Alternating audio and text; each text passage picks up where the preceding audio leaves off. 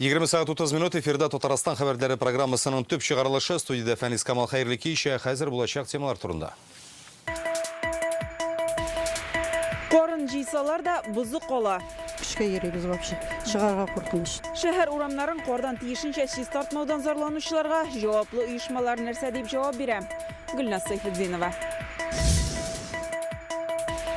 Сату базарын юғалтқандар яңа хезмәттәшләр һәм логистика юллары эзлиләр. Елны район оешмалары, предприятиялары яхшы гына тәмамлады.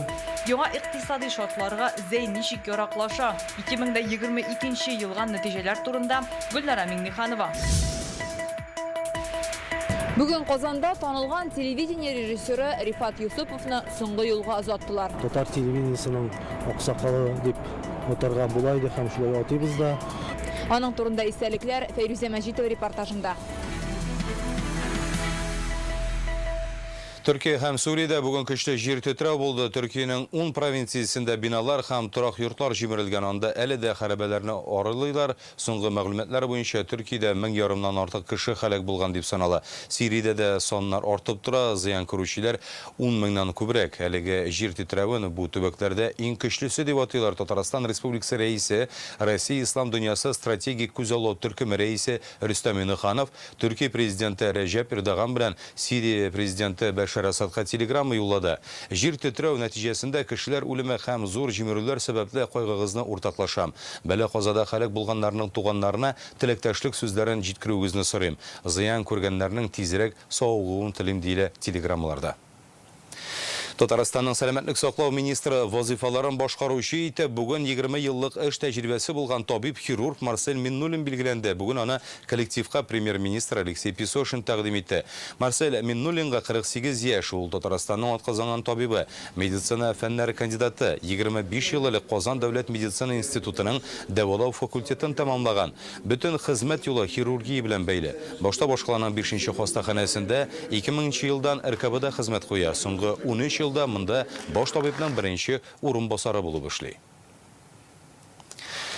Bir атна içinde Татарстан халкы аяк астындагы бузны начар чистарталары я чистартмыйлар дип 1000нән артык мөрәҗәгать калдырган шимбә көнне Рөстәм Миңнеханов җаваплы оешмалардан җаваплылык таләп итте. Инде айга якын зур шәһәрләрдә халык тайгак юллар һәм тротуарлар мәсьәләсен күтәрә. Бу темага без дә репортаж төшергән идек. Бозлавык сәбәпле гыйнвар аенда 579 кеше имгәнеп хастаханәгә эләгә. Әмма аяк астында хәл үзгәрми диярлек. Гөлназ Сайфетдинова республика җитәкчелеге тәнкыйтеннан bugün yollarına da qarap eylendi.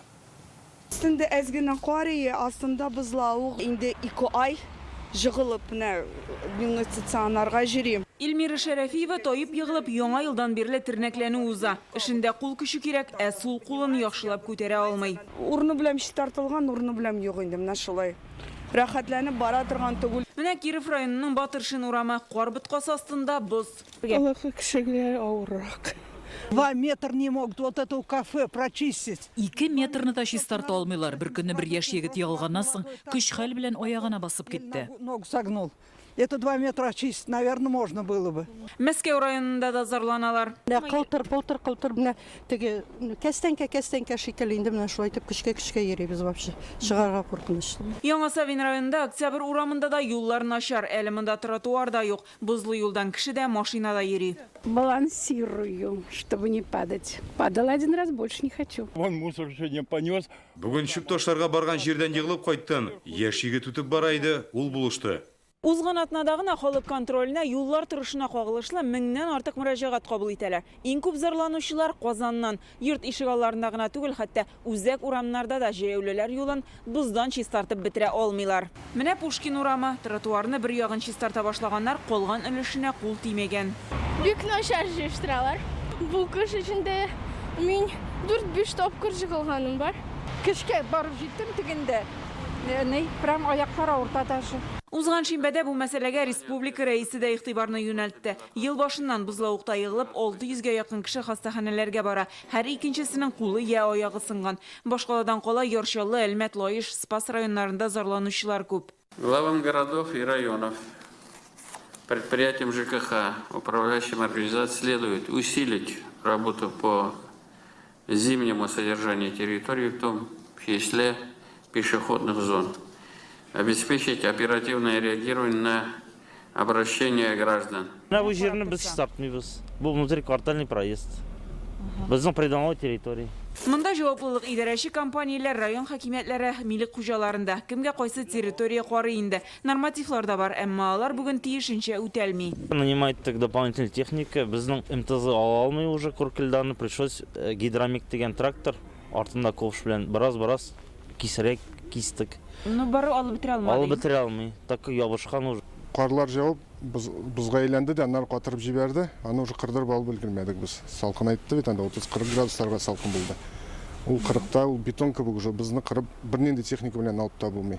Былай подспайтя біздің, реагент та бар біздің. Одновременно почистить все тротуары мы не можем, потому что... Бір юлы бүтін тротуарларны да чистартып бітіріп болмай, хауа торышы үзгәріп тұра, жылытқаш бозырый башлай. Анар қабат туңдыра, зарланушылар да арта. Күбрәк кул хезмәте белән эшлисе. Хезмәткәрләргә безнең ватырга туры килә. Кешеләр җитми. Если какие-то виды работ не производятся, жители... Нәрсәдер эшләмәй икән, торак инспекциясенә мөрәҗәгать итәргә кирәк. Җыештыручылар җитми дисәләр дә, халык моннан зыян күрергә тиеш түгел. Без коммуналь хезмәтләр өчен түлибез бит. Йорт яннарын тәртиптә тотмаган өчен штрафлар каралган. 2 айда 500-дән артык оешмага штраф салынган. Һәркемнең бу хәлгә күз йомып карамавы да нәтиҗә бирә. Ачык Казан халык контроленә мөрәҗәгатьләрдән соң булса да, карны килеп чистарталар. Гөлназ Сайфетдинова, Гадел Миндубаев, Яңа Гасыр каналы. Бүген Әлмәт районы башлыгы Тимур Нугманов та шәһәрнең идарәче оешмаларына мөрәҗәгать итте. Халык тротуарларны, ишегалларны, кирү юлларын кар белән буздан чистартмыйлар ди, даими зарлана ди ул. Бу эшне тизләтергә, контрольне көчәйтергә дә кушты, шулай ук бар булган техниканы җәлеп итү бурычы да куйды.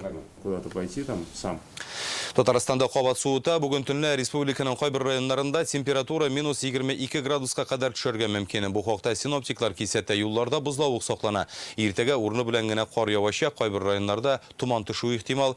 Һава температурасы төнлә 27-гә кадәр төшәчәк. Питрәчтә шәле, Янсуар, Кавел авыллары аша автобус яңадан йөри башлады. Исегезгә төшерәбез, районда ел башыннан 30лап торак пунктның автобуссыз калуы турында материалны без узган атнада күрсәткән идек. Моны башкарма комитетта республиканың авыл маршрутларын субсидияләүне туктатуы белән бәйләп аңлаттылар. Янәсе финанс чыганакларыннан башка конкурс үткәреп булмый. Бүген безгә транспорт министрлыгыннан акча бүленгән дип хәбәр иттеләр. Әмма район ни сәбәпледер тендер уздырырга ашыкмаган. Узган атнада бу хәл белән тикшерү комитеты да кызыксына башлады. Бүген безгә Питрәч районы башкарма комитетыннан 4 февральдан автобус кабат йөри башлады дип җиткерделәр. КАМАЗ заводында яңартылган беренче К5 йөк машинасын җыйганнар. Хәзер аны ясау чит илләргә бәйле түгел, Россия һәм дустана илләрдә җитештерелгән компонентлар кулланыла. Узган ел складларда калган запас частьләрдән әлеге йөк машинасы ай саен 150 дәнәдә чыгарылган иде. Хәзер исә тулысынча үзебезнеке булачак. Яңартылган модельдә ягулык азрак китә, суыту системасы бар, электроника, автоматлаштырылган тапшырулар тартмасы да үзгәртелгән. Конвейердан төшүгә машинаны белгечләр тикшерә. Булган җитешсезлекләр төзәтелгәч, сынау өчен компаниянең фәнни техник үзәгенә озаталар. Февраль аенда ук яңа модельне 70 дәнә чыгарга җыйналар. Казанның Салават күпре микрорайонында кабат начар ис килә диләр. Бу ялларда министрлыкка 20ләп шундый мөрәҗәгать булган. Яшәүчеләр исә бүген монда экология министрлыгының күчмә лабораториясендә чакыртты. Халык сасы ис узган елдан аеруча нык сизелә башлады ди. Салават күпрендә яшибез, һәр көнне иртә белән чиста газ исе ишек төбендә. Күзләрдән яшь ага дигәнне дә ишеткәнем бар. Менә балалар белән һава суларга чыгарга мөмкин түгел. Запах. Бик начар ис килә, бетеп тә торган кебек, аннары тагын килә башлый. Кемдер шүп полигоныннан дип әйтә. Я не знаю, говорят, что полигон. Экология министрлыгы хезмәткәрләре һава үрнәкләрен алды. Онлайн тикшерү һаваның составы нормаларга туры килә дигән нәтиҗәдә күрсәтте. Кайбер үрнәкләрне җентекләп өйрәнү өчен алып китәләр. Белгечләр әйткәнчә, гыйнварда булган мөрәҗәгатлар буенча тикшерүләр тамам. Ул УК ПЖКХ оешмасына караган каты көнкүреш калдыклары полигонының эшендә кимчелекләр булуын күрсәткән. Ул чакта предприятиегә төзәтергә дигән кисәтү дә бирәләр. Установлено, что полигоном, который эксплуатируется региональным оператором ПЖКХ, полигон расположен на улице Химическая.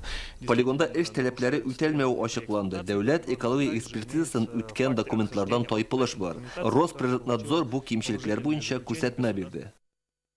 Бүген Ярчаллыда капиталь төзекләндерүдән соң йыгышлы авырулар хастаханәсенең А блогын ачтылар. Эшләре 5700 квадрат метр майданда алып барылган. Әлегә хастахана этаплап төзекләндерелә. Берничә блок яңартылган иде инде. Бу максаттан 2 миллиард сум акча сарыф ителә. Йыгышлы авырулар бүлеге клиник бүлектә капиталь төзекләндерелә. Ремонт ясалган блокта диспетчерлык хезмәте дә урнашкан. Шулай ук монда авыруларны давалыйлар. 72 пациентка хезмәт күрсәтеләчәк. Палаталар кирәкле медицина җиһазлары белән тәэмин ителгән. Эшнең нәтиҗәләре белән шәһәр мэры танышып чыкты. Киләчәктә капиталь ремонтка чиратта Г блогы тора. Шулай ук йыгышлы авыруларны кабул итү бүлеге дә яңартылачак. Казан иске лифтларны яңартырга акча сорый, чөнки хәзер капиталь ремонт бюджетыннан ремонтлыйлар. Моннан тыш импортныкын алмаштыру юлларында эзләргә кирәк. Башлада иске лифтлар проблемасы ничек хәл итәргә җыйналар соң. Бу хакта Реальное время интернет газетасыннан укый аласыз. Татарстан Ислам хезмәттәшлеге оешмасы илләре һәм гомумән ислам дөньясы белән тыгыз элемтәдә тора. Бу хакта бүген Рөстәм Миннеханов Ливия дәүләтенең Россиядәге гадәттән тыш һәм тулы вәкаләтле илчесе Хәмәд әл-Мәграви белән очрашуда белдерде. Ливия делегациясе Казанга эшлекле сәфәр белән килгән. Очрашуда озак вакытлы хезмәттәшлек турында да сөйләштеләр. Рөстәм Миннеханов 2001 һәм 2008 елларда үзе дә Ливиягә барган иде. Татарстан рәисе сүзләренә караганда, Казан 2022 елда Ислам хезмәттәшлеге оешмасының яшьләр башкаласы иде. Россиянең мусульман илләре белән икътисади элемтәләре өчен төп майданы булып Казан халыкара икътисади саммиты санала. Быелдан ул ил президенты карары белән федераль дәрәҗәдә дә уздырылачак. Рөстәм Миннеханов Ливия вәкилләрен анда катнашырга чакырды. Большая работа по линии группы стратегической видения России «Исламский мир». Она является площадкой для консультаций на уровне общественно-политических деятелей, деловых кругов, представителей научной общественности, духовенства, имеющие авторитет и влияние в исламских странах. Очень большой вопрос и очень эффективный. Без сезнең белән сәламәтлек саклау тармагында эшли алыр идек. Бу бик зур әһәмиятле һәм нәтиҗәле юнәлеш. Студентлар алмашуны да карарга кирәк. Мондый проектлар башка өлкәләр өчен хезмәттәшлек мөмкинлекләрен ачар иде. Хезмәттәшлек юллары хакында бүген Рөстәм Миннеханов Төркиянең халыкара күргәзмәләр оештыру берләшмәсе президенты Юнус Әте белән очрашуда да сөйләште. Анда Татарстанда да уртак күргәзмәләр оештыру мәсьәләләре хакында фикер алышалар. Без ике як өчен дә файдалы хезмәттәшлек яклы һәм ул уңышлы булыр дип ышанабыз, ди Рөстәм Миннеханов. Татарстан районнары 2022 елга йомгак ясый Зәйдә сәнәгать өлкәсендә эшләүче предприятиеләр яңа икътисади шартларга яраклаша. Башта җитештерелгән продукциягә ихтыяҗ кими, алу һәм сату өчен яңа логистика юлларын табарга туры килә. Моңарчы чит илдән кертелгән детальләрне үзебезнекенә алыштыру мөмкинлеген эзлиләр. Бүген алардагы эш барышы белән сәнәгать һәм сәүдә министры Олег Коробченко танышты һәм район сессиясендә яңа бурычлар да билгеләде. Тулырак Гөлнара Миннеханова. У нас на новый энергоблок было предусмотрено второе магистральное газоснабжение, потому что, чтобы от жидкого топлива резервно уйти. Бу Зәйнең электр станциясе ул Россиянең үзәк өлеше Урал һәм Сибирдәге энергосистемалар арасында арадашчы булып тора. Узган ел биредә сәгатенә 4 миллиард киловатт электр энергиясе җитештерелгән. 2021 ел белән чагыштырганда азрак. Былтыр предприятие 850 мегаваттлы яңа пар газы җайланмасы төзи башлаган булган. Әмма әлегә проектны вакытлыча туктатканнар. Компания рассматривает другие варианты. Зәйгрәсен яңартуның башка төрле юлларын эзлибез. Проектны вакытлыча туктату элеккеге партнерларның безгә карата дустанә мөнәсәбәттә булмауына бәйле. Кемал буенча бүгенге көндә безнең тәртип, андай проблемалар юк. Әйтергә кирәк, импортозамещение буенча эшлибез. Безнең дус илләр безгә ярдәм итәләр. Аналоглар бар. Монда исә җиңел һәм юк машиналары өчен штамплы тәгәрмәчләр ясыйлар. 2022 ел нәтиҗәләре буенча табыш 4 миллион 600 мең сумнан артып киткән. Шул ук вакытта сату 20%-ка кимегән. Быел югалтуларсыз гына эшләргә өметләнәләр. В этом году мы планируем потратить 300 миллионов на модернизацию. Быел заказларыбыз артты гына. Шуңа өстәп оешманы яңарту өчен 400 миллион сум акча тотарга җыйнабыз. Платформа выпускаем абсолютно вся, от самых легких продуктов до самых тяжелых.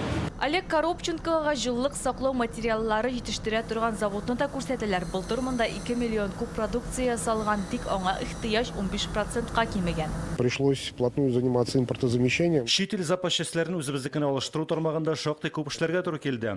Чөнки детальләрнең күбесе Россия белән элемтәләрне үзгән илләрдән кайтартыла иде. Хәзер башка илләрдән һәм Россиянең төрле төбәкләреннән тәэмин итүчеләр белән таныштык. Район икътисадының 55%-ын сәнәгать оешмалары алып тора. Шул исәптән нефть компанияләре дә бар. 17% өлеш авыл хуҗалыгы товарлары җитештерү һәм эшкәртүгә туры килә. Экономика Заинского муниципального района за последние годы накопила серьезный запас прочности, что позволяет справляться со всеми вызовами. Район сессиясында социаль-икътисади үсеш күрсәткечләре турында сүз барды. Предприятиялар эшчәнлегендә санкциялар үз йогынтысын ясаган, товарны сату логистик өлкәсендә яңа юллар эзләргә туры килгән. Хәзер бурыч яңа инвесторлар табу. 2022 елны район оешмалары, предприятиялары яхшы гына тәмамлады. Әйткәнебезчә, инде безнең уртача һәм зур предприятиялар җылны табыш белән бетерделәр. Инде генә авырлыкларга карамастан да biz инде 62 миллиардтан артыграк районның товарный продукциясы җитештерелде. Федераль һәм республика күләмендә чыккан ярдәмнәр белән 53 предприятие былтыр 1 миллиард 100 миллион сумлык ярдәм алдылар. Авыл хуҗалыгында бер төкле культуралар һәм шикәр шөгендере үстерү мәйданнарын арттырырга җыеналар. Шөгендерне чистартмыйча ташу проектына әзерләнәләр. Бу эш Зәй шикәре предприятиесе өчен яңа мөмкинлекләр ача. Хәзер район социаль-икътисади күрсәткечләр буенча Татарстанда 9нчы урында тора. Зәй электр станциясен яңарту тагын да зурак уңышларга ирешергә мөмкинлек бирер иде дип саный республика хөкүмәте җитәкчелеге. С введенными санкциями. Россиягә карата кертелгән санкцияләр сәбәпле безнең Батыш партнерлар акчасы түләп куелган җайламаларны да сатудан баш тартты. Хәзер без альтернатив тәэмин итүчеләр эзлибез. Минемчә, апрель аена таба килүчләр төзеп, ГРЭС өчен яңа агрегатлар кайтарта алырбыз дип уйлыйм. Олег Коробченко хезмәт җитештерүчәнлеге нәтиҗәлеген арттыруга да игътибар итте. Республиканың 208 предприятиесе программага кергән инде. Министр җире җитештерүчеләрне дә активрак булырга өндәде. Зәй районыннан Гөлнара Миңнеханова, Александр Лихачев, Яңа Гасыр каналы. Бүген Мөслим районында узган елга юмак ясадылар. Авыл хуҗалыгы тармагында кышчылык юнәлеше үсә, мөгезле эре терлек тотучылар да арткан. Көн кодагында районның социаль-икътисади күрсәткечләре былтыр анда гомуми территория продукты күләме 700 миллионга артып, 8 миллиард сум булган. Район икътисадының төп урынын авыл хуҗалыгы тармагы алып тора. Халыкның 83% шунда эшли. Былтыр 200,800 тонна уңыш җыеп алынган. 7000 тоннага якын ит җитештерелә. Шуның 6000-ы кыш ите. Сәнәгать җитештерүе комплексы планны арттырып үтәгән.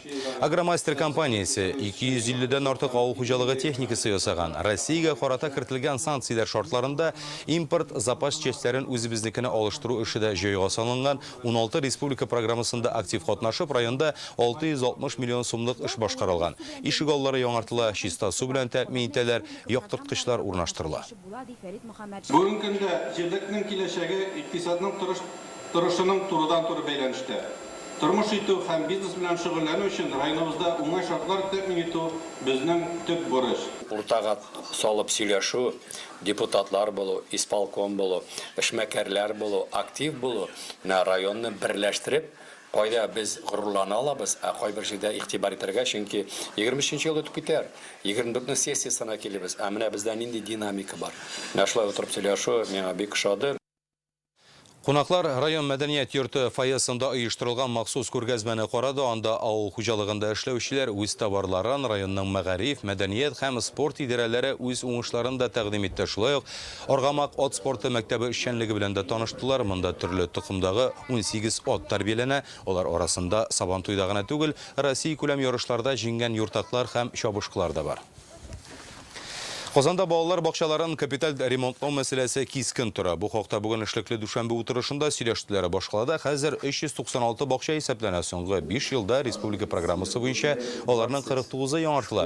Моның өчен 3 миллиард сум акча сарыф ителгән. Утырышта бу мәсьәләне хәл итәр өчен 5 ел дәвамында ел сайын 37 бинаны төзекләндерергә кирәк дип белдерәләр. Узган ел 12 балалар бакчасында капиталь ремонт ясый башлыйлар. Шуның 7-се өстәмә рәвештә республика һәм муниципаль бюджеттан 1 миллиард сум акча бүлеп бирелгәч яңартыла. 4-сендә эш быел тәмамланачак. Бүген безнең телеканал татар җәмәгатьчелеге танылган режиссер Рифат Юсуповны соңгы юлга озатты. Ул 34 ел телевидениедә эшләде, аңа кадәр Камал театрында Казанның Урицкий исемендәге мәдәният йортында хезмәт куйган. Соңгы 20 елда Яңа гасыр каналында чыгучы Насихат дини тапшыруның алыштыргысыз режиссеры иде. Бар тормышын иҗатка багышлаган Рифат Юсуповны соңгы юлга озатырга хезмәттәшләребез, туганнары һәм әлбәттә дуслары да җыелды. Казан Нуры мәчете ишек алдына Рифат Юсупов белән хушлашырга аның туганнары, дуслары һәм төрле елларда телевидениедә бергә эшләгән хезмәттәшләребез җыелган. Һәрберебез аны нык характерлы, үз эшенең остасы, бик әйбәт кеше буларак белә. Рифат ул чын мәгънәсендә йомшак күңелле, нык характерлы кеше иде, режиссер буларак. Чөнки йомшак күңелле булмасаң, дөньяны аңлап, күреп, тоймлап бетереп булмый. Режиссер буларак туры эфирда эшләү, тапшырулар яздыру, нык характерда сорый. Менә шушы ике характерны берләштергән безнең хезмәткәребез, бу безнең телевидение әйтергә кирәк да зур югалту. Рифат Юсупов телевидениегә 1988 елда килә. Соңгы 20 елын Насихат программасының режиссеры иде. Аннан тыш иң җаваплы юнәлештә турыдан-туры эфирда эшләде. Ураза, Корбан бәйрәмнәренең трансляцияләрен оештыруда катнашты. Нинди генә эшкә алынмасын, һөнәри осталык һәм кешелеклелек сыйфатларын беренче планга куя иде. Рәсмәл эштә бик оста иде. Нәгадәттә тапшыруны укыйсың текстларын, видеосын җыясың. Тапшыру әзер кебек. Әмма Рифат абый килә дә режиссер. Бер лайв кертеп җибәрәм анда. Бер музыкасын озайтамы. Бер видео кадрын алыштырамы. Һәм тапшыру бөтенләй башкача төзелеп китә. Килгәндә үк инде мин аның ярдәмчесе, режиссер ярдәмчесе булып килдем. Ул вакытта без аның белән Насихат, Родная земля, Среда обитания тапшырында бергә эшләдек. Ул миңа остазым буларак истә калды. Әлдәге аның сүзләре колакларымда, аның киңәшләрен күзаллап эшләргә тырышабыз. Кабаны думыз, улмырауны һич тоталмас. Тамашачылар Рифат Юсуповны Мырау Батыр телевизион спектакле аша да хәтерлидер әле. Безнең телевидение архивында ул катнашкан башка сәхнә әсәрләре дә саклана.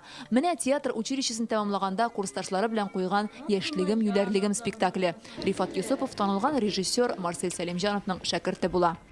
Шактый гомер бергә уздырдык. Театраль училищеда укыганда бергә идек без. Бик якын дуслар безнең хәтта. Бутылары телевидениедә эшли башлады. Мин Мәскәүдән кайтып театрда яңадан эшли башладым. Очрашайдык, бик сирәк булса да очрашайдык. Рифат белән без 30 елдан артык бергә эшләдек.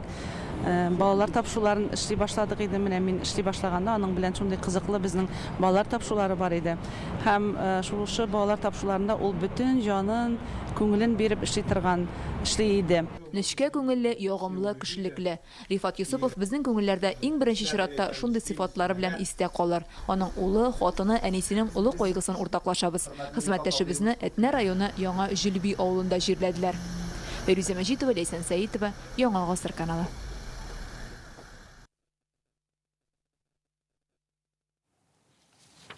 Безнең алдагы репортажыбыз махсус хәрби операциядән кайткан хәзер волонтерлык белән шөгыльләнүче Биектау егете турында. 23 яшьлек Артем Донбасста вакытта якташлары ярдәмен даими тоеп торган. Кайткач үзе дә шушы эшкә алына. Туган авылында япмалар уручы абый-апаларга кушыла, аларга ярдәм итә.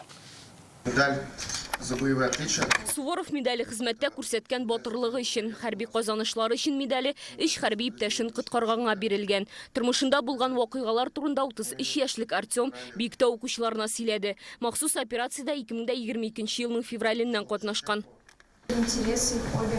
Балачак шөгыле тормыш кыйммәтләре нидән гыйбарәт, авыр вакытта нәрсә булышкан, яшьләрнең сораулары күп, аеруча Артемның хәрби рюкзагы кызыксындыра. Ночной прицел. Бүген менә безнең геройбыз кунак килде монда инде. Бик интересно булды инде. Снаряжение турында сөйләшкәнбез. Ул үзенең рюкзагын күрсәтте дә, бронежилетларын күрсәтте. Миңа бик ошады. Минем өчен иң көчле кешеләр ватаныбызны яклаучылар. Волонтерлар хәрәкәте турында белдем. Минем дә егетләргә булышасым килә. Артем үскән авылга дип язга юл тоттык. Якутиядә туса да язмышаны Биектау районына китерә. Халык ярдәмен тоеп хезмәт иткән егет бүген үзе дә хәрбиләргә булышчылар рәтендә. Хәзер менә мен аңлап, бу волонтерларга булышырга, һаман сайын ярдәм итәргә. Үземнең опыттан дип әйтим инде. Апай, банклар кирәкме та? Кирәк, бигәйбәт була килеп бирсәгез тагын. Узган елның апреленнан бирле авыл халкы мәдәният йортында окопта куллану өчен шәмнәр ясый, юрганнар тегә, маскировка япмалар үрә. Беренчеләрдән булып бу эшкә Артемның әнисе керешкән. Алар бездән авылдан килгән ризыкларны, менә шу юрганнарыбызны, мендәрләребезне күреп шатлансыннар. Поддержка дигән әйбер булсын инде. Махсус хәрби операциядән кайткач Артем укуын дәвам иткән. Ул булачак архитектор, волонтерлык эшендә алып бара. Авылдагы балалар йортында чаралар оештыра. Мәктәп укучылары белән очрашуларны да дәвам итәргә тели. Эшләрне яшәргә күрсәтергә кирәк аны. Үз движениеларың белән сүздә генә тик шаңлап бетермәям. Артемның максатлары да зурдан. Хәйрия фондын ачырга хыяллана. Аны бергә хезмәт иткән мәрхүм иптәше истәлегенә булдырырга тели. Биектау районыннан Олия Сабирова, Ләйсән Сәитова, Яңа Гасыр каналы. Ярчалыда хәзер махсус операция зонасында булган хәрбинең кызы туган ул гаиләдә икенче бала яңа туган сабыйны өенә чыгарганда автоколлымыры Наил Мәгдиев тә килгән иде. Ул яшәни Ләйләгә 100 000 сум акча тапшырды, ә ул иренә бу хәбәрне ничек җиткерүен сөйләде. Шул көнне шылдыратты, сизгәндәй. Мин аңа әйттем, что все, таптым, ул бик шат, нык сөенде. Көтеп алынган кызы. Вы не плачьте, иначе мы тоже заплачем. Поэтому все будет хорошо, шукр Аллаха. Значит, мы рядом с вами. Я, провожая наших парней, в том числе Володю, обещал, что мы поддержку семей наших воинов не бросим. Бүгенге шундый яңалыклар иде. Хәзер рекламадан соң һава торышы турындагы тулы мәгълүмат белән сезне Эльвина Насыйбуллина таныштырыр. Сәламәт булыгыз.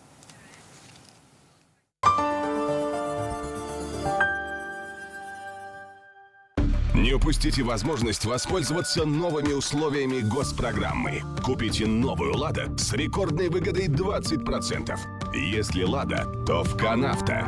Звоните за подробностями. 230 30 30.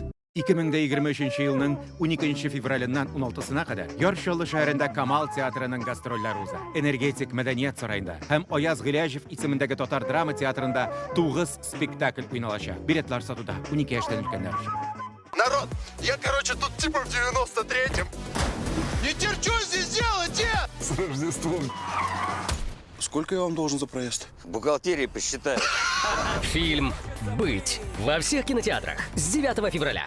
Елның иң шаулы, мәртәбәле, гүзәл, Урасова концертлары. 10 һәм 11 февраль Оренбург, 14 Саратау, 16 17 Пенза, 19 Саранск, 21 Сызрань, 22 Тольятти, 23 һәм 24 Самара, 25 Ульян.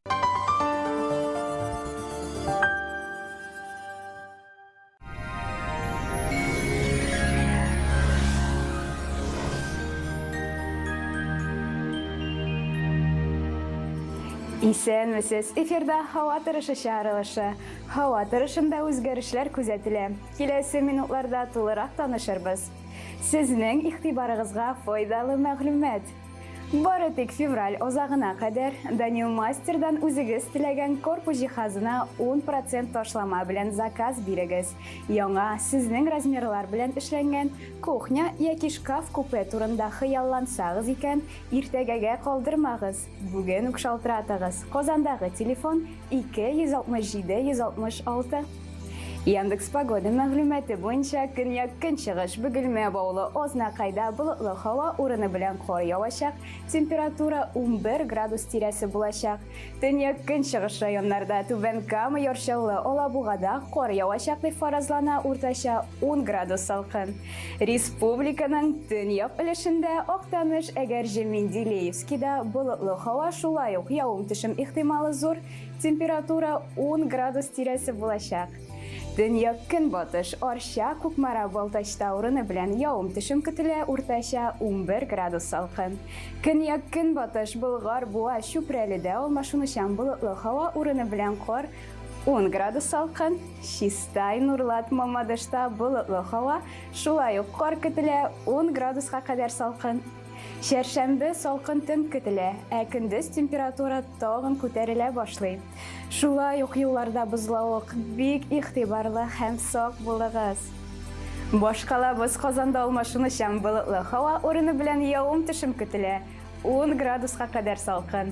Җилтен як көн батыштан. Атмосфера басымы төркемеш баганасының 772 миллиметрын тәшкил итә. Һаваның чагыштырмача дымлылыгы 82%. Җирнең магнит кырытыныш. Бүгенгә менә шулар иде. Студиядә Эльвина Насыйбуллина. Сау сәламәт булыгыз.